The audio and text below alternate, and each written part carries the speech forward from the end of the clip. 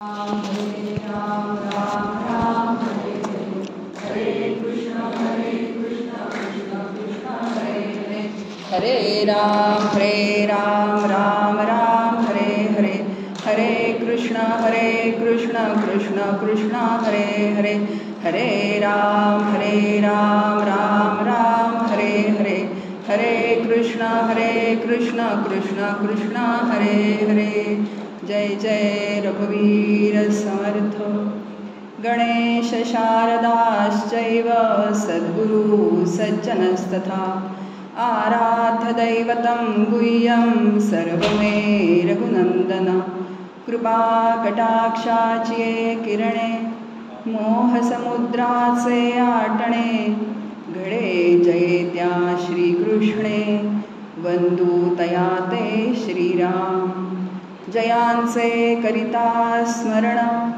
होय सकल विद्यांचे अधिकरण ते वंदूया श्रीचरण श्री गुरूंचे शुकासारिखे पूर्ण वैराग्य जाचे वसिष्ठा परिज्ञान योगेश्वराचे कवी वाल्मिका सारिखा मान्य ऐसा नमस्कार माझा सद्गुरु रामदासा जय जय रघुवीर समर्थ.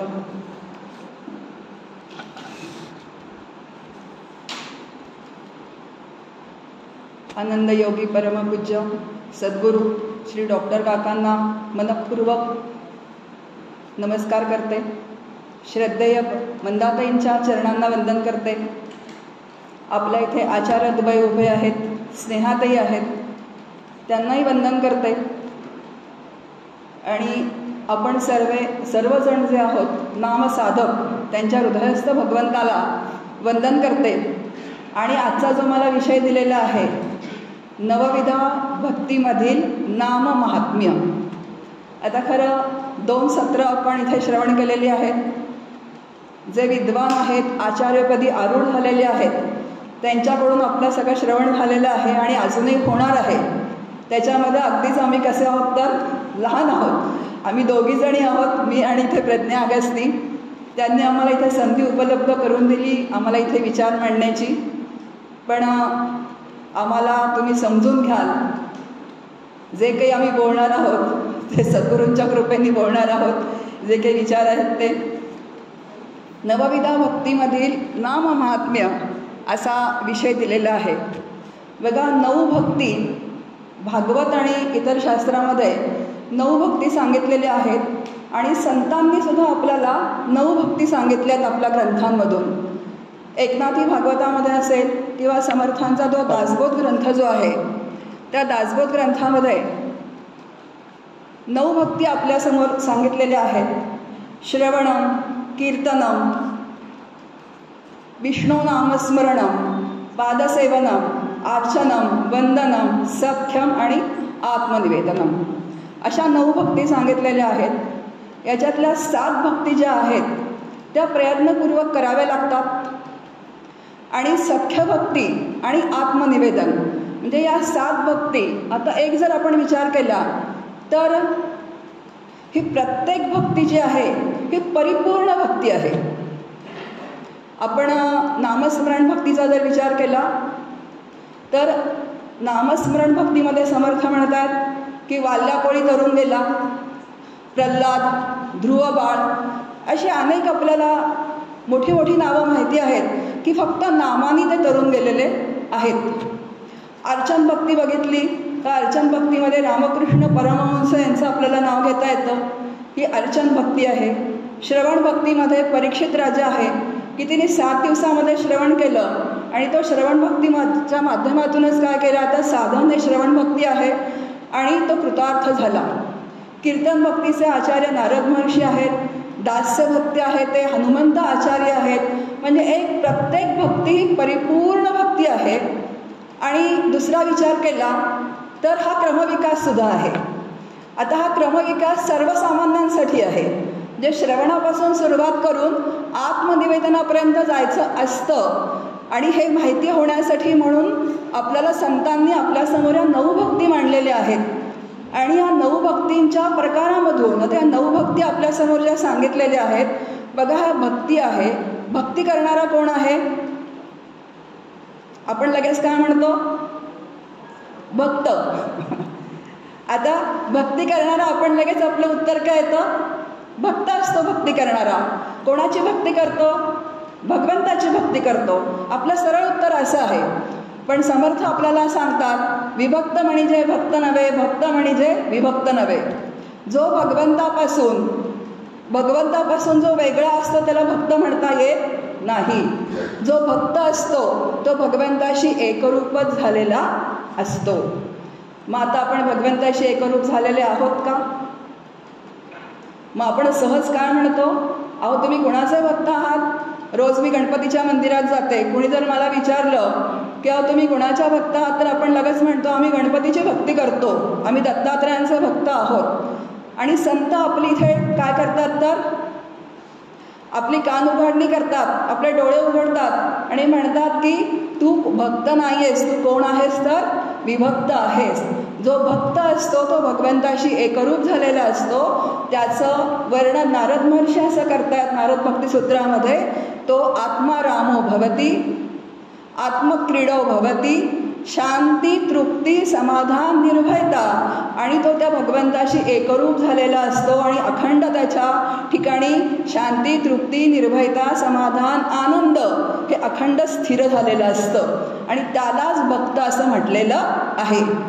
आता आपल्या अंतःकरणात असेल तर भक्त म्हणावं, आपल्या अंतःकरणात हे नसेल, अजून भय असेल तर आपण कोण आहोत? तर विभक्त आहोत. आणि विभक्त आहोत म्हणून आपल्यावर काय वेळ आलेली आहे? तर भक्ती करण्याची वेळ आलेली आहे. मग आता आपण विभक्त आहोत भगवंतापासून, म्हणजे काय आहोत? तर त्याच्यापासून आपण वेगळे झालेले आहोत. आता आपण जीवरूपाने वेगळे झालेलो आहोत आणि त्याच्यापासून वेगळे झालेलो आहोत म्हणून त्याच्याशी एकरूप होण्यासाठी आपल्याला उपासना करायची आहे, आपल्याला भक्ती करायची आहे. आणि खरं म्हणजे या भक्तीमध्ये भक्तीचा आत्मा जो आहे तो फक्त भगवंत आहे. जर भगवंत हा भक्तीचा आत्मा आहे, जर भगवंत किंवा नाम त्याच्यातून जर काढून टाकलं तर भक्ती म्हणून काही शिल्लकच राहत नाही.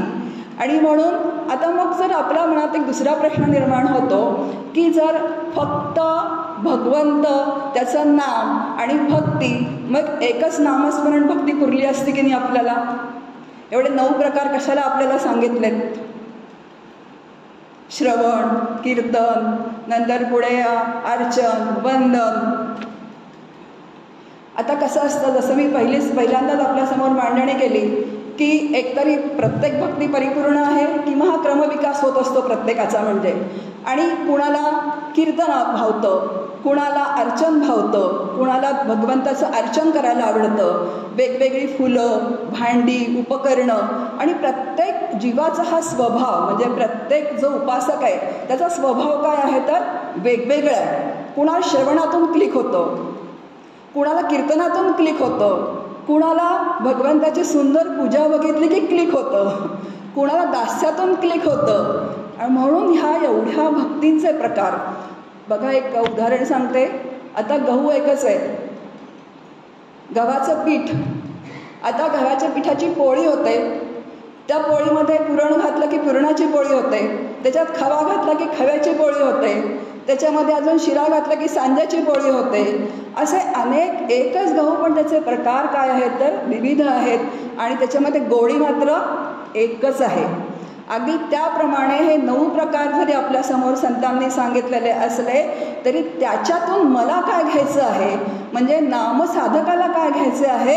तर भगवंताचं नाम आणि नामाची गोडी. भगवंताचं नाम आणि नामाची गोडी. नाहीतर आम्ही इतकं श्रवण केलं, किती श्रवण केलं, किती भागवत सप्ताह अटेंड केले. आता आमच्या इथे रामकथांचं पेव फुटलेलं आहे. सगळेजण एक एक ग्रुप. मी भगिनींना म्हटलं कुठे निघालात? आता रामकथेला चालले, पुढच्या महिन्यात रामकथेला चालले. वाईट नाही आहे, चांगलं सत्संगत आहे. पण त्यांच्या घरामध्ये एक असा प्रसंग घडला की त्या खूप दुःखी झाल्या. तर म्हटलं मग तुम्ही इतकी रामकथा ऐकताय आणि तुम्हाला अजून दुःख होत आहे, म्हणजे तुम्हाला ते तत्व अजून समजलेलं नाहीच आहे, म्हणजे की तुम्ही रामकथा ऐकताय. राम एवढी दुःख प्रारब्धानुसार येणारी जी आहे ती काय, तर कुठेही तक्रार न करता रामकथा जेव्हा आपण ऐकतो तेव्हा रामचरित्रामधून आपल्या लक्षात येतं की रामाच्या जीवनामध्ये इतके प्रसंग आलेले आहेत सुखदुःखांचे, म्हणजे दुःखाचंच खरं तर जास्त आहेत, पण रामाने कुठेही कधी तक्रार केलेली नाही आहे. उलट सगळं अगदी योजनाबद्ध करून सीतेचा शोध लावलेला आहे. आणि रामाचा भक्त मात्र काय करतोय, तर रामाकडे तक्रार करतोय. मग इतक्या रामकथा ऐकून श्रवण काय केलं? एक तर बघा, सगुणाचं श्रवण करता करता निर्गुणाचा निश्चय होणं हे अतिशय महत्त्वाचं असतं. पण आधी सगुण कथा, कारण सगुण कथेचे सगळेजण अधिकारी असल्यामुळे सगुण कथा सुरुवातीला श्रवण करावीच लागते. आणि सगुण कथेतूनच निर्गुणाचा काय होत राहतो, तर निश्चय होत राहतो. आता हे महात्म्य जे आहे ते महात्म्य सांगण्यासाठी सुद्धा भगवंताला सगुणात द्यावं लागलं की नाही. आता मूळचा निर्गुण निराकार परमात्मा जो आहे त्याचं महात्म्य काय सांगणार. उपनिषद सांगतो तो निर्गुण आहे, निराकार आहे, निरवय आहे, अमन आहे, अप्राण आहे, अजिन्व आहे, अनेत्र आहे. आणि आपल्याला जर त्याचं काय नामसंकीर्तन, गुणसंकीर्तन, लीला संकीर्तन करायचं असेल तर त्याचं कसं करणार, त्याचं आलंबन कसं ठेवणार.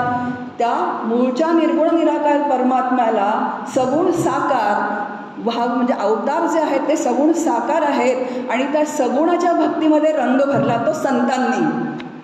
तो सगुण भक्तीमध्ये रंग कोणी भरला, तर संतांनी रंग भरला. आणि या सगुण भक्ती ज्या आहेत त्या आपल्यासमोर सांगितल्या. म्हणून श्रवण पण कसं करावं, तर बुद्धीचा निश्चय होईपर्यंत श्रवण झालं पाहिजे. आणि हे श्रवणाचे 4 समाज समर्थांनी आपल्या दासबोध ग्रंथामध्ये सांगून ठेवलेले आहेत. आणि समर्थ आपल्याला म्हणतात श्रवण कसा करा, तर सगळं ऐका, रामकथा ऐका, भागवत ऐका, कारण ते आवश्यक असतं. अंतःकरण बघा, आपण सगळेजण नामरूपामध्ये जीवरूपाने जे जन्माला आलेले आहोत, नामरूपामध्ये आपल्याला एक काय आहे, तर नाम आहे, रूप आहे, आपला एक प्रपंच आहे, आपल्याला एक चरित्र आहे की नाही. काही का असताना आपल्याला एक चरित्र आहे, आपलं एक स्थळ आहे, आपण काय नोकरी करतो, मला मुलं बाळं अशी आहेत, सगळं आपल्याला एक प्रपंच आहे. आणि मग जेव्हा भक्ती करायची वेळ येते तेव्हा आपल्याला सुद्धा निराकार निरालंब परमात्म्याचं आलंबन धरता येत नाही. त्यामुळे परमात्मा सुद्धा सगुणच लागतो, तो सुद्धा नामरूपातला लागतो, समोर त्याला सुद्धा एक सुंदर रूप लागतं. आणि म्हणून संतांनी पण वर्णन केलेलं आहे, राम सावळा सुंदर, कासे मिरदी पितांबर, राजस सुकुमार, मदनाचा पुतळा. आणि सगुण नामरूपात्मक जीवाला सगुण मूर्तीचं आलंबन आलं की सगुण मूर्तीतनं मग हळूहळू निर्गुणाकडचा प्रवास होत राहतो. म्हणून सगुण कथा ऐकता ऐकता, म्हणून समर्थ असं म्हणतात की सगुणाचे चरित्र ऐकावी पण निर्गुणाचं अध्यात्म निरूपण करावं. आणि सगुणाचे चरित्र ऐकता ऐकता निर्गुण तत्वाचा जो आहे, निर्गुण तत्वाचा बुद्धीचा निश्चय होत राहतो. आणि हा बुद्धीचा निश्चय होणं खूप महत्त्वाचं असतं. आता खूप आपण श्रवण करत असतो पण आपला बुद्धीचा निश्चय होत नाही. जसा परीक्षित राजाचा बुद्धीचा निश्चय झाला 7 दिवसात. आपण किती श्रवण केले आत्तापर्यंत, की नामाचं महात्म्य आम्हाला माहिती आहे, खूप आम्ही नामजप केलेला असतो, अजून करतो सुद्धा आहोत, पण तरीसुद्धा आपला बुद्धीचा निश्चय होत नाही. इथे सगळं पटतं आपल्याला. म्हणून सत्संगत खूप महत्त्वाची आहे आणि म्हणून सातत्याने सत्संगतीमध्ये राहावं लागतं. म्हणून बुद्धीचा निश्चय होईपर्यंत श्रवण करावं, म्हणजे त्या सारतत्वाचा निश्चय होईपर्यंत श्रवण करावं असं आपल्याला समर्थ सांगतात. आणि श्रवण हे सगळ्यांमध्ये आहे, सगळ्या भक्तीमध्ये आहे. कीर्तनामध्ये श्रवणच होत असतं. आता या सगळ्या भक्ती आपल्याला कशाच्या माध्यमातून समजतात, श्रवणच तरी मुख्य भक्ती आहे. श्रवणाच्या माध्यमातूनच तो वक्ता बोलत असतो, श्रोते ऐकत असतात, अनेक गोष्टी आपल्याला आदानप्रदान होत असतात. आणि हळूहळू श्रवण करता करता करता आपल्या बुद्धीचा निश्चय होत राहतो. आणि एक बुद्धीचा निश्चय नक्की करून घ्यायचा की जे सगुण आहे तेच निर्गुण आहे. अजिबात तिथे संशयाला जागा ठेवायची नाही. पक्का नामधारकाने एक निश्चय करायचा की तुझं सगुण म्हणो की निर्गुण रे, सगुण निर्गुण ऐकू गोविंदू रे. म्हणजे नामधारकाने नाम घेताना बघा, नाम घेताना आलंबन लागतं. सुरुवातीला चित्तवृत्ती आपली खूप पांगत असते, म्हणून सुरुवातीचा काय असतं तर भगवंतानी डोळ्याचं रूप बघावं, वाणीने भगवंताचं नाम घ्यावं आणि आपणच घेतलेलं नाम आपल्याच कानाने ऐकावं. असं चक्राकार गतीने जर आपण करत राहिलो तर आपल्या चित्तवृत्ती एकाग्र व्हायला मदत होते. आणि जे माझ्यासमोर जे उपास्य दैवत असेल, राम असेल, कृष्ण असेल, दत्त असेल, जो सगुण आहे तोच निर्गुण आहे, तेच निर्गुण परब्रह्म आहे आणि तेच माझं स्वरूप आहे. ते कुणाचं स्वरूप आहे तर माझं स्वरूप आहे. पण आज माझ्या स्वरूपाचं मला विस्मरण झालेलं असल्यामुळे, मी मला जीव समजत असल्यामुळे मला परत काय करावं लागतं तर नामस्मरण करावं लागतं. आणि नामस्मरणाने मला माझ्या स्वरूपाचं स्मरण करून देणं, म्हणून ह्या सगळ्या भक्ती आपल्यासमोर सांगितलेल्या आहेत. म्हणून काही काही गोष्टी पक्क्या करून घ्यायच्या की जे सगुण आहे तेच निर्गुण आहे असे संतांचे अभंग आपल्यासमोर आहेत.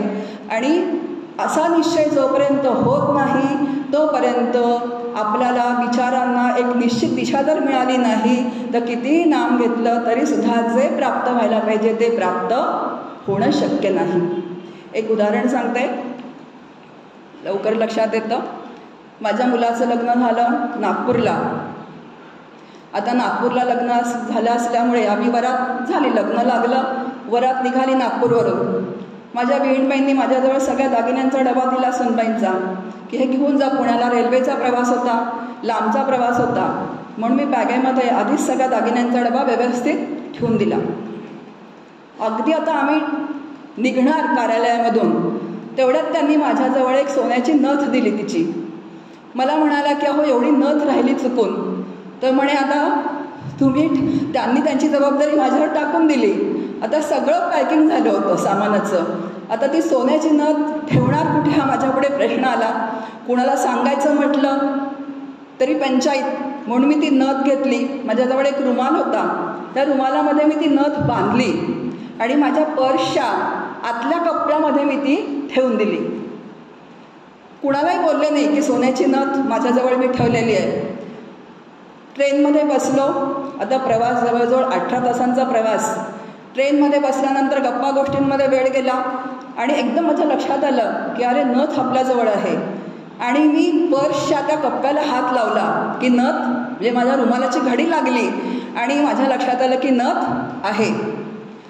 रात्री झोप लागली, दमलो होतो खूप. मध्यरात्री 2ला जाग आली आणि एकदम नथीची आठवण झाली.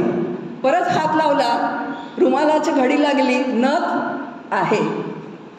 आता काय, कुणाला हात लावला मी? रुमालाला. निश्चय काय झाला? नथ आहे. मग आता असंच आहे, तुझं रुमाल म्हणू की नथ रे, रुमाल नथ ऐकू गोविंदू रे. तुझं सगुण म्हणू की निर्गुण रे, सगुण निर्गुण ऐकू गोविंदू रे. असा एक पक्का निश्चय करायचा आणि नामसाधनेला नामधारकांनी बसायचं. डोळ्यांनी मूर्ती बघायची, सुंदर मूर्ती असावी. कानाने आपण घेतलेलं नाम ऐकायचं. आणि जो जीव आहे मी तो परमात्मा स्वरूपच आहे, त्या परमात्म्यापेक्षा अजिबात भिन्न नाही आहे. तत्व जे आहे ना ते एकच आहे. नामरूपं वेगळी आहेत. कोणी कृष्ण म्हणेल, कोणी दत्त म्हणेल, कोणी विठ्ठल म्हणेल, कोणी शंकर म्हणेल, पण तत्व मात्र कसं आहे तर अगदी एकच आहे. आमचे डॉक्टर काका गमतीने असं म्हणतात की सगळे देव एकमेकांना आतून काय आहेत तर सामील आहेत, कारण ते तत्वरूपाने कसे आहेत तर एकच आहेत. म्हणून हा जो जीव जो आहे तो मूळचा परमात्माच आहे. आणि तो परमात्माच असल्यामुळे जेव्हा तो नामसाधना त्या भगवंताची करतो तेव्हा तो पण भगवत स्वरूप होण्याची व्यवस्था त्या ठिकाणी आहे. बघा, अजून एक लॉजिक सांगते. असं एक शास्त्र आहे की समान धर्माचे 2 पदार्थच फक्त एकमेकांमध्ये विलीन होतात. एक भांडं घेतलं, त्याच्यामध्ये पाणी घेतलं, तर त्या पाण्यामध्ये मी जर तेल ओतलं तर ते एकत्र होईल का? त्याचा तवंग येईल पाण्यावरती. दुसरं, त्याच्यामध्ये दूध मिसळलं पाण्यामध्ये तर दुधाचा रंग पाण्याला येईल, कारण हे दोन्ही कसे आहेत तर विरोधी धर्माचे आहेत. पण एका बिसलरी बाटलीतलं पाणी आणि दुसऱ्या बिसलरी बाटलीतलं पाणी जर एका पातेल्यामध्ये मी जर घातलं तर दोन्ही कसे होतील? बेमालूमपणे एकरूप होऊन जातील. जर माझी मैत्रीण म्हणाली की अगं माझ्या बिसलरी बाटलीतलं पाणी तू कशाला ओतलास, मला ते न्यायचं होतं, मला आता माझं पाणी वेगळं काढून दे, तर देता येईल का? नाही देता येणार. मग ज्या अर्थी शास्त्र सांगताय, ज्या अर्थी संत सांगतायत की जीवच कोण आहे तर परमात्मा स्वरूप आहे, आणि जेव्हा त्या भगवंताचा तो नाम घेतो, नाम हे आनंद रूप आहे, आणि जेव्हा तो भगवंताचं नाम घेतो तेव्हा नामाच्या नामीशी तो एकरूप होऊन जातो. त्या अर्थी नक्की जीव हा भगवंतच असला पाहिजे, हा पक्का निश्चय करून नामसाधनेला बसायचं. नाहीतर अहो काहीतरी करमत नाही आहे म्हणून माळ हातात घेतली आहे, किंवा प्रपंचात काहीतरी अडचण आली आहे म्हणून माळ हातात घेतली आहे. ठीक आहे, सुरुवातीला काही अशा असतात गोष्टी, पण जेव्हा साधक अभ्यासाला लागतो आणि त्याला ध्येयाशी त्याच्या एकरूप म्हणजे आत्मनिवेदन व्हायचं असतं, तेव्हा हे काही निश्चय जे आहेत हे बुद्धीचे पक्के करून घ्यायचे आणि नामसाधनेला बसायचं. आणि मग आपण जो सगळा विचार इथे करणार आहोत ते बारकावे टिपून जे आपल्याला संतांनी इथे समर्थ सांगतायत की उठता अवस्था, खाता पिता सातत्याने नाम घ्या. कारण जेव्हा आपण उठता बसता, खाता पिता, हिंडता फिरता, नाथ महाराज तर म्हणतात की भांडताना सुद्धा नाम घ्या. आणि असं जेव्हा आपण नाम 24 तास घेत राहतो तेव्हा कुठेतरी बैठकीच्या नामाला बसल्यानंतर चित्ताची एकाग्रता व्हायला मदत होते. नाहीतर एकदमच बैठकीच्या नामाला बसू आणि आपली चित्ताची एकाग्रता होईल असं अजिबात होणं शक्य नाही. कारण जेव्हा आपण वाणीला त्या नामाशी बांधून टाकतो, ठीक आहे प्रपंचातले व्यवहार चालू आहेत, पण तरी नामाशी अंतःकरण वृत्ती जोडलेली आहे, हे खूप महत्त्वाचं आहे. कारण आपण म्हणतो की प्रापंचिक जो आहे तो प्रपंचातली त्याला कामं करावीच लागतात, पण अंतःकरण वृत्ती तो जोडू शकतो की नाही, जो मनाचा वेळ जो आहे तो आपण भगवंताला देऊ शकतो की नाही. त्याला सुरुवातीला सवय लागायची असेल तर ठीक आहे, उठता बसता खाता पिता सतत नाम घ्यावं, आणि अशी जेव्हा त्या मनाला सवय लागते तेव्हा मग बैठकीच्या नामाची आपली काय होते तर आपल्याला हळूहळू बैठकीचा वेळ आपला वाढायला लागतो आणि चित्त एकाग्र व्हायला मदत व्हायला लागते. आणि असं वैखरी वाणीने नाम घ्यावं.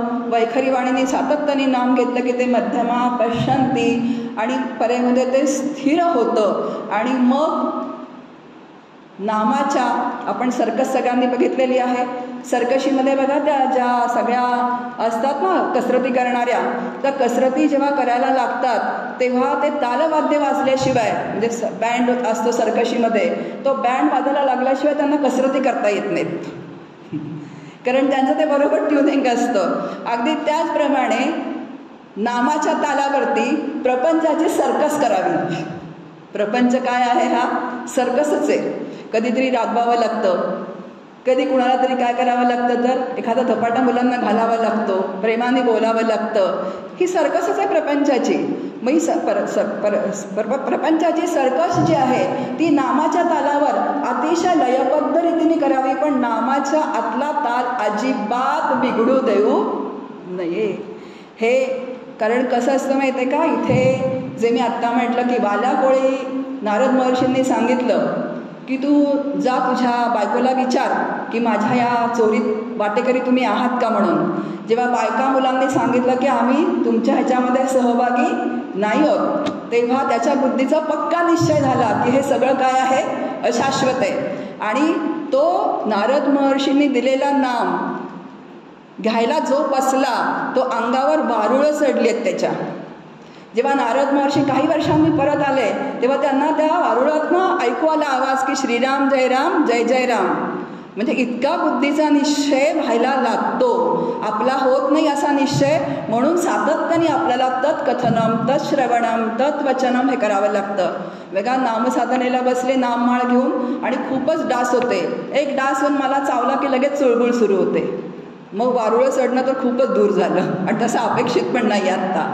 आणि डास चावावा हेही अपेक्षित नाही, तर डेंग्यू झाला तर आहे ते नामसुद्धा आपलं सुटून जाईल. म्हणजे असं आहे की आपण जी परिस्थिती आहे ती आपल्याला अनुकूल करून घ्यावी, पण बुद्धीचा पक्का निश्चय काही काही बाबतीत काय करावा तर करून घ्यावा. आणि तो श्रवण भक्तीमध्ये बुद्धीचा निश्चय आपला होतो म्हणजे इथे समर्थ सांगतात की ते सार तत्व जे आहे, ते निर्गुण तत्व जे आहे, ते निर्गुण तत्व परब्रह्म तत्व जे आहे, जो नामाचा नामी म्हणजे मी असं नाम घ्यावं की ते अंतःकरण अखंड त्या नामीशी जोडून राहिलं पाहिजे. आणि जेव्हा ते अंतःकरण नामीशी जोडून राहतं ना, तेव्हा अंतःकरणामध्ये आनंदाशिवाय दुसरं काहीही राहत नाही. म्हणजे एक आनंदाची जी आहे ती अनुभूती त्या अखंड त्या अंतःकरणाला येत राहते. आणि हे प्रमाण आहे. काही कोणाला विचारायला जाऊ नये, माझ्या 13 माळा झाल्या, माझी वही भरली, माझा काय अजून मी किती नाम घेते, कुठल्या ग्रुपला जॉईन झाली आहे. जो नामसाधक आहे, जो प्रामाणिक, त्यांनी आपल्या अंतःकरणावरती जर व्यवस्थित लक्ष ठेवलं तर त्याच्या लक्षात येतं की जर माझं नाम व्यवस्थित चालू आहे आणि चालू असेल आणि त्या अंतःकरण वृत्ती त्या नामाच्या नामेशी जर जोडली गेलेली असेल तर तिथेच आनंदाची अनुभूती येऊन जाते. हे आपलं प्रमाण आणि असं सातत्याने करत गेलं की तो पिरियड वाढत राहतो आणि हळूहळू ते अंतःकरण आनंदरूप व्हायला काय होतंय तर बघा. आता पुढे कीर्तन भक्तीमध्ये पण समर्थ आपल्याला तेच सांगतायत. जसं मी आत्ता म्हटलं की प्रत्येकाचा पिंड वेगळा आहे आणि म्हणून 9 प्रकारे भक्तीचे आपल्यासमोर ठेवलेले आहेत. आता मी सदाशिव पेठेमध्ये राहत होते. लक्ष्मी रोडच्या मागे माझं माहेर होतं आणि त्याचा एक फायदा आम्हाला होता की शनिवारजवळ गोविंद स्वामी आपल्यांची कीर्तनं सुरू असायची. अखंड खुद्या मुरलीधर, रहाळकर राम मंदिर, तुळशीबाग राम मंदिर, इथे अखंड कीर्तनं सुरू असायची. आणि कीर्तन म्हटलं की आम्ही जाऊन बसायचो. मला काही कळत नसायचं, पण ते कीर्तनाचे संस्कार जेव्हा तिथे झाले मग मला ते कीर्तन भक्तीतनं त्या भगवंताची इतकी गोडी लागली की मी लग्न होऊन चिंचवडला आले तरी प्रपंचात इतकी व्यस्त असताना सुद्धा जर आमच्या इथे मंदिरात कीर्तन आहे असं समजलं की माझे पाय तिकडे ओढायचे. कारण त्या कीर्तन भक्तीतनं ती माझी व्यवस्था तिथे केलेली होती. आता कीर्तन भक्तीमध्ये पण काय आहे तर नाममाहात्म्यच आहे भगवंताचं. कारण नामघोष पूर्वरंग जो असतो तो निर्गुणाचा असतो, उत्तर रंग जो असतो सगुणाचा असतो. निर्गुणामध्ये एखादा अभंग घेतलेला असतो निर्गुणाचा, नंतर त्याची कथा जी असते भगवंताची ती सगुणामध्ये सांगितलेली असते. कारण एकदम निर्गुण तत्वाला झोमण्याची आपली अंतःकरण वृत्ती नसते, ज्याच्यामध्ये वेदांत चर्चा असते. आणि म्हणून वेदांत चर्चेची सुसंगत जो असतो निर्गुणाशी सुसंगत पुढचा उत्तर रंग आपल्याला कथाकार सांगतात. मध्ये मध्ये नामघोष असतो आणि भगवंत स्वतः आश्वासन देत आहेत की जिथे माझा नामघोष चालतो तिथे मी स्वतः उपस्थित असतो, तिथे स्वतः मी उपस्थित असतो. पण आपली अंतःकरण वृत्ती जर त्याच्याशी जोडलेली असेल तर, नाही तर कीर्तनात जाऊन सुद्धा प्रपंचातल्याच गोष्टी जर आठवत असतील तर काय होतं, तिथे अंतःकरण वृत्ती जोडली जात नाही आणि जो कीर्तनकार किंवा कथाकार सांगत असतो ते माझ्या अंतःकरणापर्यंत भिडतच नाही. मग तो नाममाहात्म्य किती का सांगे ना तिथे उभं राहून, पण माझं अंतःकरण तिथे उपस्थित नसेल. आता खरं तर आज आपल्याला वेळ खूप कमी आहे दृष्टांत खूपच सांगण्यासाठी, कारण हा विषय पण खूप मोठा आहे. 9 भक्ती आपल्यासमोर इथे मला मांडायचे आहेत. इथे जयश्रीताई नेहमी एक दृष्टांत सांगतात कीर्तन भक्तीसाठी की गावामध्ये कीर्तनं सुरू होती आणि सगळ्या भगिनी बंधू सगळे कीर्तनाला जायचे आणि एक भगिनी खूप प्रापंचिक, त्यांना असं वाटायचं की रोज हे लोक कीर्तनाला जातात, कीर्तनकार खूप छान आहे, अशी गावामध्ये चर्चा सुरू आहे आणि आता मी एक दिवस का होईना आपण प्रपंचातली कामं उरकून कीर्तनाला जायचं असं त्या भगिनी ठरवतात. आणि सगळं घरात कुकर विकर लावून बिवून सगळं काय करतात तर कीर्तनाला त्या जाऊन बसतात. आता आपल्याला माहिती आहे की पहिला पूर्वरंग संपला की पुढे उत्तर रंग सुरू व्हायच्या आधी ते कीर्तनकार जे असतात ते नामघोष करतात. म्हणा श्रीराम जय जय राम किंवा पांडुरंग हरी विठ्ठल विठ्ठल असं ते कीर्तनकार विठ्ठल विठ्ठल जय हरी विठ्ठल असं म्हणायला सुरुवात करतात. आणि या भगिनी काही विठ्ठल विठ्ठल म्हणत नाहीत आणि आता इतका नामघोष सुरू असतो. शेजारची भगिनी म्हणते अहो एवढा नामघोष सुरू आहे तुम्ही का शांत बसला आहात, म्हणा की विठ्ठल विठ्ठल. आता ती भगिनी म्हणती आहे की अहो माझ्या नवऱ्याचं नाव विठ्ठल आहे पतीचं म्हणून मी विठ्ठल म्हणत नाहीये.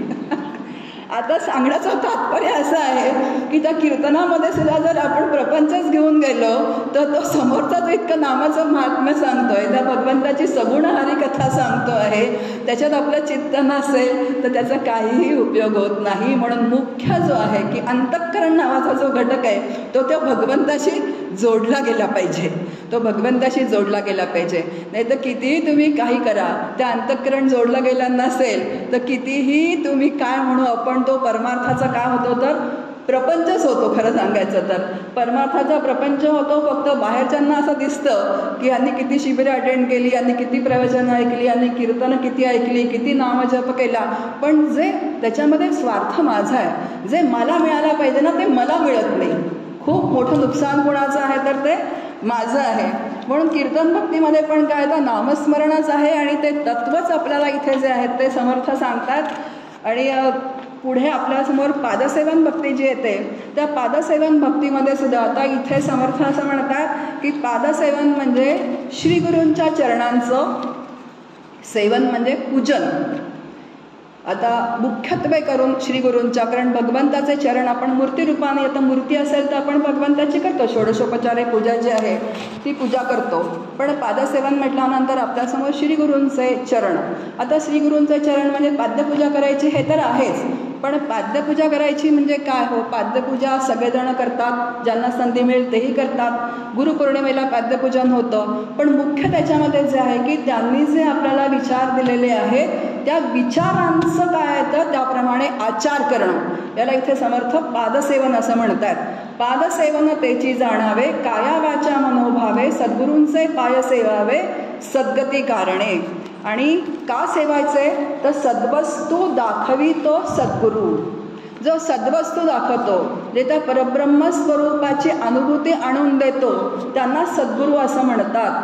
का बरं? कारण ज्या सद्गुरू, श्रुती असं वर्णन करते की ब्रह्मविद ब्रह्मैव भवती, जे त्यांच्या देहासह जे परब्रह्म आहेत, ज्यांच्या अंतःकरणामध्ये परब्रह्म म्हणजे राम, आता राम म्हणा, विठ्ठल म्हणा, दत्त म्हणा, परब्रह्म म्हणा, निर्गुणामध्ये आत्मा परब्रह्म, तर सगुणामध्ये विठ्ठल कृष्ण आहे, तर त्यांच्या अंतःकरणामध्ये राम स्थिर झालेला आहे, जे रामरूपच झालेले आहेत, नुसते नाही तर त्यांच्या देहासह जे झालेले आहेत, त्यांच्या मुखातून जे नाम येतं त्यांच्या मुखातून जे नाम येतं आणि त्या नामामध्ये जी शक्ती असते ते नाम साधकाला फलद्रूप होतं.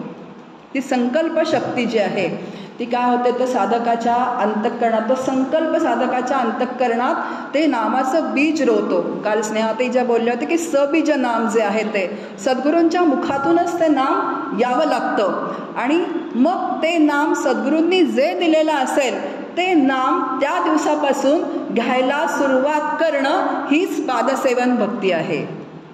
नाम महात्म्य. आता आपण खूप नाम आपल्या आधी सद्गुरूंची प्राप्ती होण्याच्या आधी आपण आपल्याला जे आवडेल भावेल ते नाम घेत असतो. आज एक नामसाधना शिबिर सुरू आहे आणि मगाशी 2 सत्र होऊन मी आत रूममध्ये गेले आणि एका भगिनींचा मला फोन आला की मला एक प्रश्न विचारायचा आहे तुम्हाला. म्हटलं विचारा.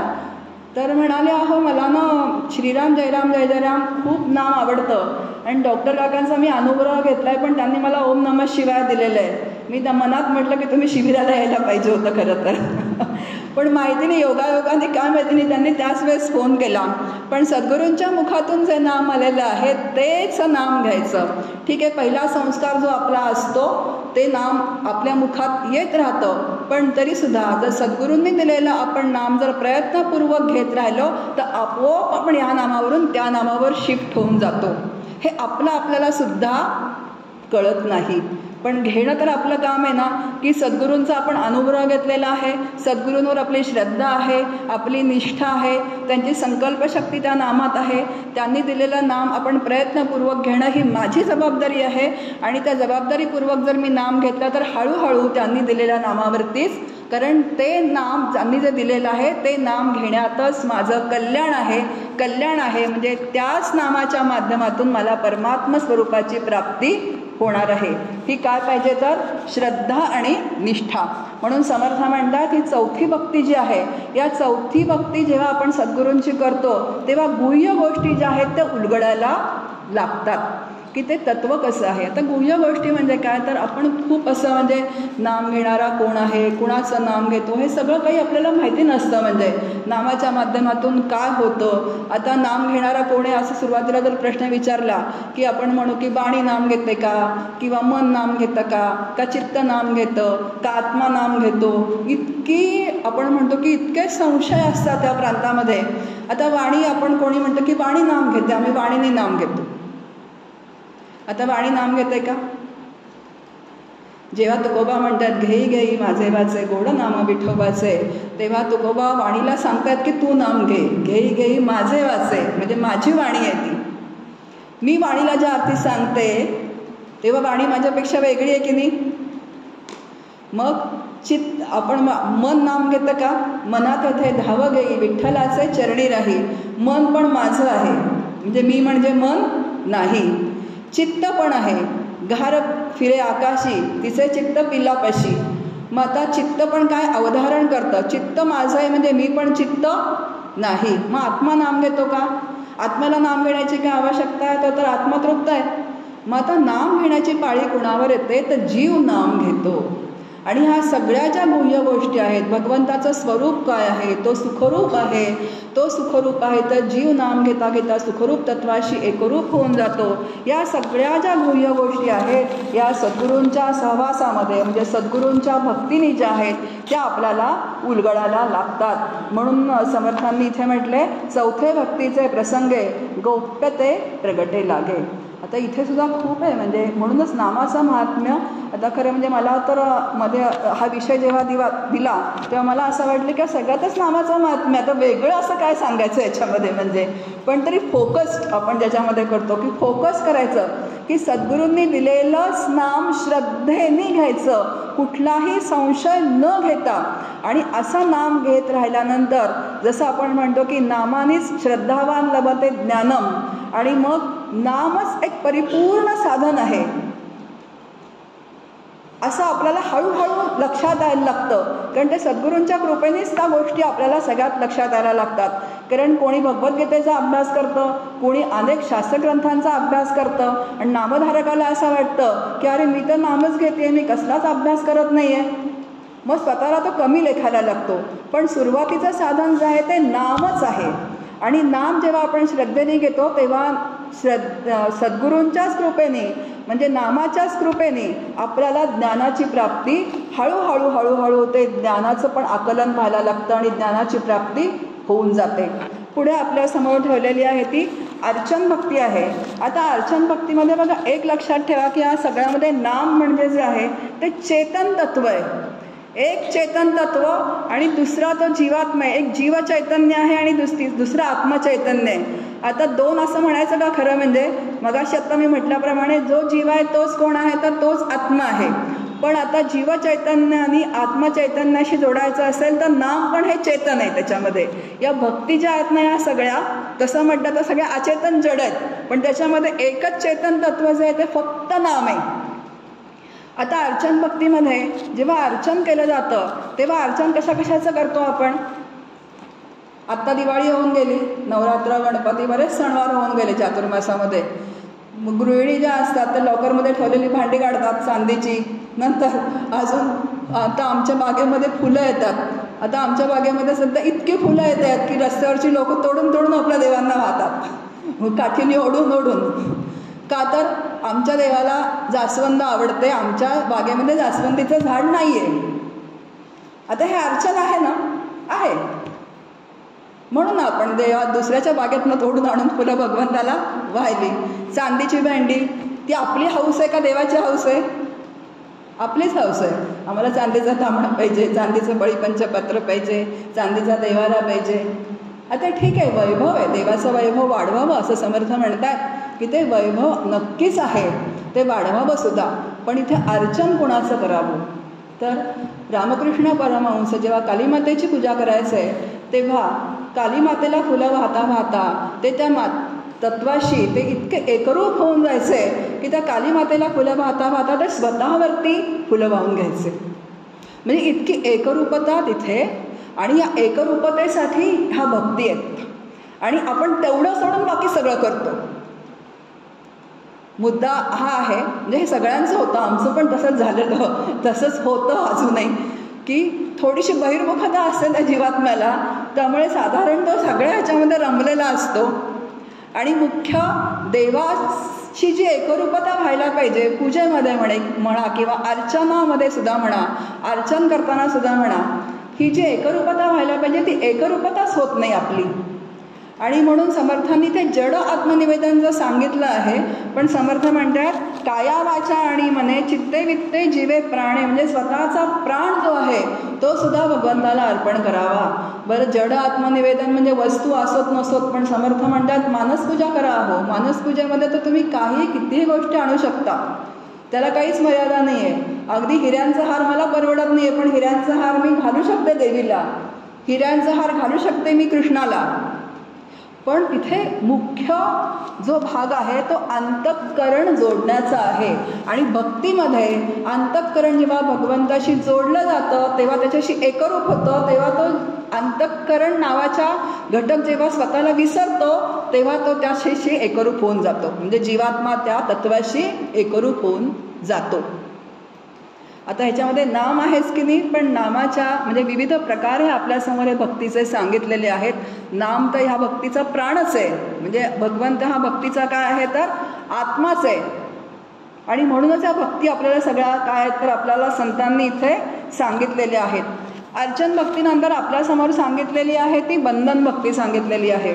आता बघा, बंधन भक्तीमध्ये सुद्धा कसं आहे की आता इथे समर्थांच्या ज्या आपल्यासमोर ओव्या आहेत की जिथे विशेष गुण दिसतात, नंतर जिथे काय आहे तर विशेष गुण म्हणजे आता मोठ्या मोठ्या व्यक्ती असतात, शास्त्रज्ञ असतात, खूप आपण आता टाटा वगैरे बघितले, आता रतन टाटा गेले, ते एक विशेष व्यक्ती होती आपल्यामध्ये. अशा खूप विशेष व्यक्ती आहेत.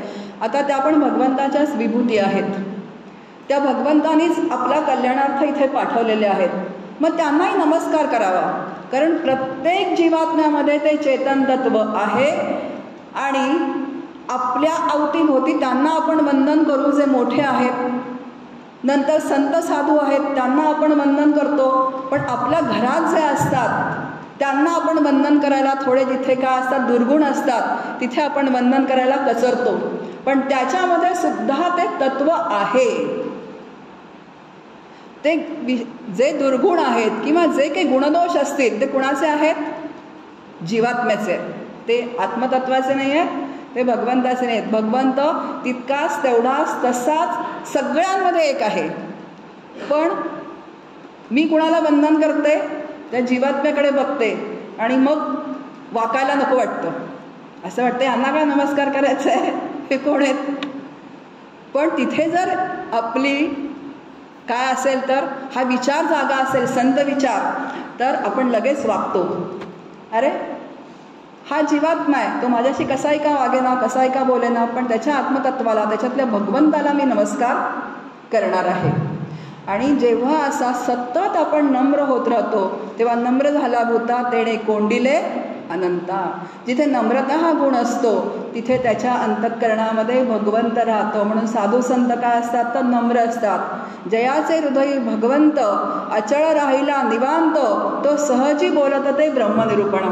ज्याच्या हृदयामध्ये अखंड भगवंत स्थिर असतो तो जे बोलेल ते ब्रह्मनिरूपण असतं. आणि हे कशाने येतं तर हा नम्रता हा गुण, ही दैवी संपत्ती भगवंतांनी सांगितलेली आहे.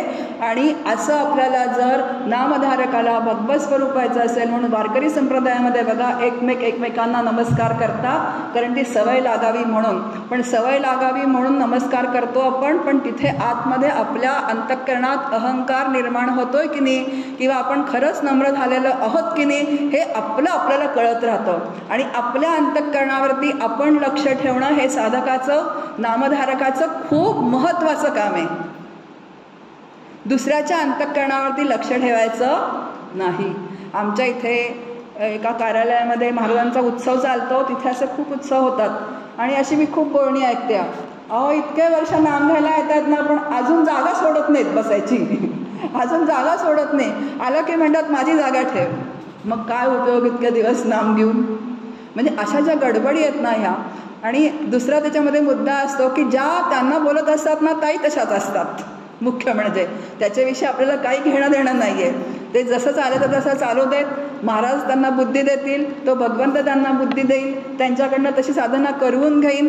पण आपण जेव्हा असं नामसाधना शिबिराला येतो किंवा हे विचार ऐकण्यासाठी येतो, श्रवण करण्यासाठी येतो, तेव्हा आपण आपलं आचरण सुधरवून, म्हणजे वक्त्यासह, इथे 2 आचार्य सोडले तर आम्ही सगळेच आहोत तर सामान्यच आहोत. वक्त्यासह सगळ्यांना हे बंधनकारक आहे की प्रत्येकाने आपल्या अंतःकरणावरती लक्ष ठेवून आपलं आचरण जे आहे ते शुद्ध करत राहणं. कारण परमात्मा अतिशय शुद्ध आहे आणि शुद्ध परमात्म्याशी शुद्ध अंतःकरण जोडलं जाऊ शकतं. आणि म्हणून हे एवढे सगळे जे बारकावे आहेत, हे बारकावे टिपून आपल्या आचरणात सुधारणा करणं अत्यंत आवश्यक असतं. आणि इथे पुढे समर्थ म्हणतात, साधक भावे नमस्कार घाली त्याची चिंता साधूस लागली. आता बाकीच्यांना नमस्कार केल्यानंतर सुद्धा त्यांच्या मुखातून जर आशीर्वाद येतो, कुणाला नमस्कार करा आणि कुणी असं म्हणेल का तुझं वाईट होऊ दे, आजपर्यंत असं कधी ऐकिवत नाही आहे. अगदी शत्रू असला त्यांनी नमस्कार केला तरी आपण म्हणतो नुसतं सुखी व्हा असं एवढं तरी म्हणतो. मग सर्वसामान्यांची जर अशी कथा आहे, तर जेव्हा आपण प्रत्यक्ष ब्रह्मज्ञ सद्गुरूंना जेव्हा शिरसाष्टांग प्रणिपात करतो, तेव्हा जेव्हा प्रणिपात आपण शिरसाष्टांग करतो तेव्हा त्यांच्या अंतःकरणात तेव्हा संकल्प उठतो की आता ह्या जीवाचं कल्याण झालं पाहिजे. आणि मग जे ते नाम देतात ते बरोबर त्या दिशेने तुम्हाला तिथे साधकाला नेत राहतं. पुढे आपल्यासमोर आहे ती दास्यभक्ती आहे. आता दास्यभक्ती म्हणजे आपल्याला माहिती आहे ती मारुतीरायांची दास्यभक्ती माहिती आहे. आता सगळे जे संत आहेत ते भगवंताचे दास आहेत. मगाशी जयश्रीताई म्हणाल्या तसं गोंदवलेकर महाराज आपल्याला दीनदास म्हणतात, रामदास म्हणतात, नामयाची दासी जनाबाई म्हणते की मी कोण आहे. प्रत्यक्ष जे रामरूप झालेले आहेत ते स्वतःला काय म्हणतात तर दास म्हणतात. आणि आम्ही मात्र थोडंसं मंदिरामध्ये काही सेवा केली की आम्ही म्हणतो मी रोज येऊन मंदिर झाडते, रोज येऊन मी सतरंजा घालते. आता खरं म्हणजे दास्य करण्याची संधीसुद्धा तर भगवंतानेच दिली पाहिजे, तरच आपण दास्य करू शकतो. इथं कुणाचं दास्य करणार? जर इथे शिवगड नावाची वास्तूच उभी राहिली नसती तर आपण थोडी दास्य करायला इथे आलो असतो. कुठे जाऊन दास्य केलं असतं? आपल्याला आपल्या सद्गुरूंनी संधी दिलेली आहे म्हणून आम्ही दास्य करतो आहे. आणि दास्य करून त्याचा अहंकार मिरवण्याचं कामच काय? म्हणजे इतकी दास्यभक्तीसुद्धा जे माझ्या वाट्याला आलेलं आहे ते व्यवस्थित अगदी नम्रतेने करणं, याला दास्य असं म्हटलंय. आणि जेव्हा दास्य होतं ना बघा, भगवंताच्या अंतःकरणामध्ये म्हणजे मारुतीराय दास्यभक्ती करत होते, पण मारुतीच्या अंतःकरणात रामराय होते, पण रामरायाच्या अंतःकरणात मारुतीराय होते. जिथे राम नाही ते मला काही नको असं मारुतीराय म्हणत होते. जेव्हा राज्याभिषेक झाला तेव्हा सीतामाईने दिलेला हिऱ्यांचा कंठा मारुतीरायांनी झाडावर बसून एक एक मणी फोडून बघितला की त्याच्यामध्ये राम आहे का. कुठल्याही का त्याला मण्यामध्ये राम सापडला नाही. खालचे लोक म्हणतात, सगळे जे बसलेले होते ते म्हणे हा काय वेडाबिडा आहे का, एवढा मौल्यवान कंठा फोडतोय. मारुती म्हणतो त्यात रामच नाही तर मी तो कंठा घेऊन करू काय. आणि तितकाच हे रामाला माहिती होतं, पण कारण रामाला माहिती होतं की मारुतीरायाची दास्यभक्ती कशी आहे ती. आणि सांगण्याचा मुद्दा असा की जेव्हा आपण दास्य करतो तेव्हा आपल्या दास्याची नोंद व्हावी म्हणून दास्य करायचं नसतं, तर दास्य आपण जर निस्वार्थीपणे केलं तर ते भगवंताच्या अंतःकरणात त्याची नोंद झाल्याशिवाय राहत नाही. आणि हे जोडून राहणं. तर नाममाहात्म्य म्हणजे काय? ते नामरूपच आहे. भगवंत काय, सद्गुरू काय, नामरूपच आहेत. आणि जेव्हा या प्रत्येक भक्तीच्या माध्यमातून जेव्हा हा दास त्या भगवंताशी जोडून राहतो तेव्हा ते नाम जे आहे ते तुम्हाला पुढे पुढे पुढे पुढे नेत राहतं. ही दास्यभक्ती आपल्यासमोर ठेवलेली आहे. पुढे जी आहे ती सख्यभक्ती. जसं मी म्हटलं त्याप्रमाणे की या 7 भक्ती ज्या आहेत त्या करायच्या असतात प्रयत्नपूर्वक. जसं श्रवण करावं लागतं, कीर्तनात जाऊन बसावं लागतं, नंतर पुढे नामस्मरण जे हातामध्ये स्मरणिका आपल्याला घ्यावी लागते, नंतर पुढे जे आपण अर्चन भक्ती आहे आपल्याला पूजा करावी लागते, उपकरणं फुलं सगळं करावं लागतं. आता मन जे आहे, आता मगाशी मी अर्चन भक्तीमध्ये जे सांगायचं होतं की इथे मुख्य अर्चन जे आहे ते मनाचं अर्चन आहे. अंतःकरण घटक जो आहे तो भगवंताला व्हायचा आहे आणि अर्चन करावं लागतं. पुढे आहे वंदन करावं लागतं, आपल्याला वाकावं लागतं. पण या सगळ्या भक्ती जर आपल्या व्यवस्थित होत गेल्या तर आपोआपच दास्यातून सख्य निर्माण होतं. म्हणजे तो इतका भगवंत अंतःकरणामध्ये स्थिर होतो की त्या भगवंताशी बघा सतत जर भगवंताचं नाम आणि भगवंतच माझं सगळं काय आहे तर सतत माझ्याबरोबर आहे, सतत तो माझ्याकडे बघतो आहे, प्रत्येक व्यवहार हा त्याच्या सत्तेवरती चाललेला आहे आणि जे माझ्या प्रपंचात चाललेलं आहे ते सगळं तो करतो आहे. कर्तृत्व त्याचं असेल तर भोक्तृत्वसुद्धा माझं नाही. असं सतत नामाशी आपण जोडलेलं असू तर त्या दास्यातून म्हणजे या सगळ्या भक्तीतून आपोआपच भगवंताशी सख्य निर्माण होतं. आणि मग तुकोबा म्हणतात, जेथे जातो तेथे तू माझा सांगाती, चालविसी हाती धरून या. जिथे मी जाईन तिथे कोण आहे तर तूच माझ्याबरोबर आहे.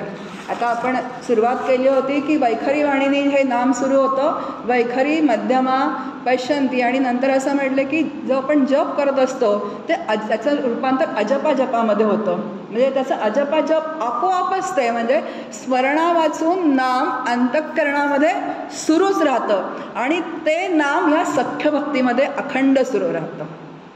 आता कोण आहे तर सगळीच नाती मी भगवंताशी जोडलेली आहेत. माझा सखा, माता, पिता, बंधू सगळी नाती भगवंताशी जोडलेली आहेत. आता प्रापंचिक नाती आहेत बरं का मला. आता गोपिकांना सुद्धा काय होतं तर प्रपंच होता, त्यांनाही त्यांचे सासू सासरे मुलं बाळ सगळी होती. पण आपण मुख्य जो विचार करतोय, मी जे मुद्दे मांडले, मुख्य नामसाधकांनी कुठला विचार करावा तर त्याच्यामध्ये प्रपंच असून सुद्धा त्या गोपिकांचं अंतःकरण कृष्णाशी जोडलेलं होतं. प्रपंच हाताने सगळी प्रपंचातली कामं त्या करत होत्या, मुलाबाळांना सगळं सांभाळत होत्या, सासू सासऱ्यांचं सगळं करत होत्या, पण तरी अंतःकरण त्यांचं कुणाशी जोडलं होतं. आता असं म्हणतात की कृष्णाची मुरली वाजली की त्या गोपिका सगळ्या हातातली कामं सोडून धावत जायच्या. आता तो कृष्ण कुठे असेल आणि त्याची मुरली यांना कशी ऐकू येत होती हे माहिती नाही, पण त्याचा अर्थ असा आहे की त्यांचं अंतःकरण अखंड कृष्णाशी जोडलेलं असल्यामुळे कृष्णाच्या अंतःकरणात गोपिका ह्या भक्त आहेत, त्या भक्ताचं स्मरण झालं की त्या गोपिका कृष्णाकडे जायच्या. ही सख्य भक्ती आहे. अखंड त्यांचं काय आहे तर त्या भगवंताशी सख्य आहे. मीरेची काय आहे तर सख्य भक्ती आहे. तोरी प्रीत छोडू काना कोण संग जोडू. ती म्हणते तुझी जर मी प्रीत सोडली तर मी कुणाचा बरोबर राहू, कारण तूच माझा कोण आहेस तर सगळं सर्वस्व तूच आहेस. इथपर्यंत ते सख्य भक्तीचं नातं आपल्यासमोर संतांनी फुलवलेलं आहे आणि आपल्यासमोर ही सगळी भागवत आदी पुराणांमध्ये आपल्यासमोर ही सगळी उदाहरणं दिलेली आहेत. अर्जुनाची आणि कृष्णाची सख्य भक्ती आहे. एवढ्या रणभूमीवरती सुद्धा 18 अध्यायी भगवद्गीता म्हणजे ज्ञान जे आहे ते आपल्या कृष्णाने अर्जुनाला सांगितलेलं आहे. आता त्याच्यामध्ये सुद्धा एक बारकावा आहे. मगाशी जो विचार झाला जयश्रीताईंच्या प्रवचनामध्ये, सगळ्यांच्या आड जो होता तो अहंकार. आता सख्य भक्तीमध्ये जेव्हा रासक्रीडेच्या वेळेला सगळ्या गोपिकांबरोबर जेव्हा भगवंत रासक्रीडा करत होते तेव्हा प्रत्येक गोपिकेला अहंकार झाला की फक्त कृष्ण माझा आहे, आणि कृष्णसुद्धा प्रत्येक गोपिकेबरोबर रासक्रीडा करत होता आणि त्यांना ती अनुभूती प्रत्यक्ष तिथे येत होती. आणि प्रत्येक गोपिकेला असं वाटत होतं की कृष्ण फक्त माझा आहे. हा अहंकार निर्माण झाला आणि कृष्ण तिथल्या तिथे काय झालेले आहेत तर गुप्त झालेले आहेत. आणि मग ते गोपीगीत पुढे जे आहे ते सगळा तो भाग आहे. आणि जेव्हा त्या गोपिका इतक्या दुःखी झाल्या आणि तो गोपीगीत नावाचा जो येतो आपला भाग जो येतो आणि मग त्यांनी कृष्णाची इतकी करुणा भाकली आणि त्याच्यानंतर कृष्णाच्या असं लक्षात आलं की आता यांचा अहंकार पूर्णपणे गेलेला आहे, तेव्हाच तिथे कृष्ण प्रगट झालेले आहेत. म्हणजे सख्यातून जर आत्मनिवेदन व्हायचं असेल तर किती तुम्हाला हे सगळं आपल्या अंतःकरणातले बारकावे टिपावे लागतात बघा.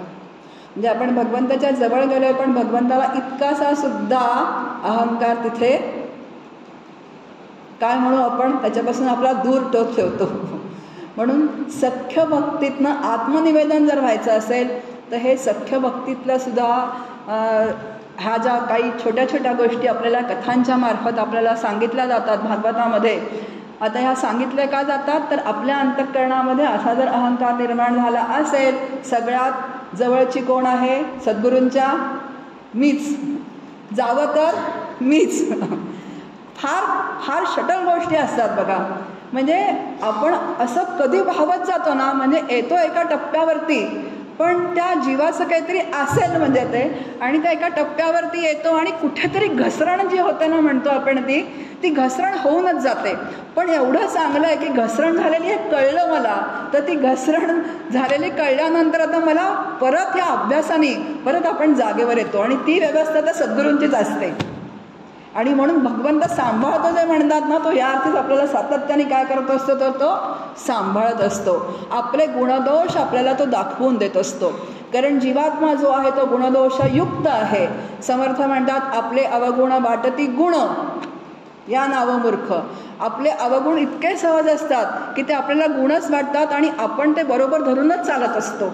आणि साधना जेव्हा सुरू होते साधकाची, तेव्हा बरोबर शांतपणे सद्गुरू आपल्याला आपले गुण जे आपल्याला वाटतात ते तुमचे अवगुण कसे आहेत हेच दाखवून देतात आणि आपल्याला बरोबर त्या मार्गावरती आणतात. कारण जोपर्यंत हा पंथ जो आहे, भक्तिपंथ जो आहे, हा भक्तिपंथ चालायचा असेल तर त्याला नाम पाहिजे, नामावरती श्रद्धा पाहिजे, नामावरती निष्ठा पाहिजे. नंतर निष्ठा असताना नामाबरोबर विचार पाहिजे, आपल्या अंतःकरणावरती आपलं सातत्याने लक्ष पाहिजे. आणि या भक्ती ज्या आहेत या सुद्धा भक्ती एक शास्त्र आहे, आपल्याला सांगितलं आहे. नारद भक्तिसूत्र आहेत, नंतर शांडिल्य भक्तिसूत्र आहेत. आता सूत्र म्हटल्यानंतर त्याच्यामध्ये शास्त्र आलं, म्हणजे भक्ती म्हणजे ही भोळी अजिबात नाही आहे. म्हणून नाम घेताना सुद्धा काही गोष्टी समजून घ्याव्या लागतात. त्याच्याप्रमाणे त्या प्रक्रिया होत आहेत की नाही हे आपण आपल्या अंतःकरणात तपासून घ्यावं लागतं. कारण क्रियामाण स्वातंत्र्य हे आपण आपल्याला वापरावं लागतं. आणि क्रियामाण स्वातंत्र्य जेव्हा जीवात्मा वापरतो तेव्हा सद्गुरूंची कृपा असतेच. नाहीतर ते खूप सांगतायत पण आपण काही करत नाही आहे असं सुद्धा कधी कधी होऊन जातं. मग आपणही करावं लागतं, त्यांच्याकडून येतच असतं पण आपणही काही गोष्टी प्रयत्नपूर्वक या कराव्या लागतात. आत्मनिवेदन भक्ती जी आहे ती शास्त्रीय प्रक्रिया आहे. पण आता मी सांगितल्याप्रमाणे की सख्यातून ते आत्मनिवेदन होऊन जातं. त्वमपद जीव जो आहे तो वाच्यार्थाने, जो लक्षार्थाने कूटस्थ चैतन्य आहे आणि तत्पद जो आहे तो ईश्वर आहे. लक्षार्थाने जो कोण आहे तर तो परब्रह्म स्वरूप आहे. बघा, जेव्हा जीवात्मा आहे, आता माझ्यामध्ये काय तर आत्मतत्व आहे आणि ईश्वर जो आहे या ब्रह्मांडामध्ये भरलेला ईश्वर जो आहे तो लक्षार्थाने कोण आहे तर तो कूटस्थ चैतन्य आहे. पण जेव्हा जीव ईश्वराची उपासना करतो तेव्हा ईश्वराचा रोल जो आहे तो फक्त उपासनेपुरता आहे. आणि जेव्हा ईश्वराची उपासना परिपूर्ण होते तेव्हा सद्गुरूंची कृपा होते आणि सद्गुरूंच्या कृपेने आत्मकृपा होते आणि त्वमपद जीव जो आहे तो तत्पद लक्षार्थाशी एकरूप होऊन जातो. अशी आत्मनिवेदनाची प्रक्रिया आपल्यासमोर मांडलेली आहे. अशी नवविधा भक्ती आपल्यासमोर मी मांडण्याचा प्रयत्न केला. आपण सर्वांनी शांतपणे ऐकून घेतलं. मी इथेच माझ्या वाणीला विराम देते. रामकृष्ण हरी.